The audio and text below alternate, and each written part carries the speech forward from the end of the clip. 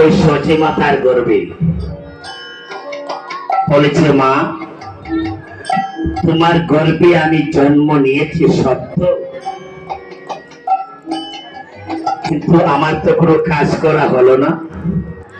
আমি যে সর্বমঙ্গলকারী শ্রীমান মহাপ্রভু প্রথম যখন সংসারে আবদ্ধ হয়, প্রথম তিনি শিশুকালে পাণ্ডিত্য লাভ করে, পরে সচি মাতার অনুরোধে সংসারী হয়। প্রথম হয়েছিল লক্ষ্মীপ্রিয়ার সঙ্গে।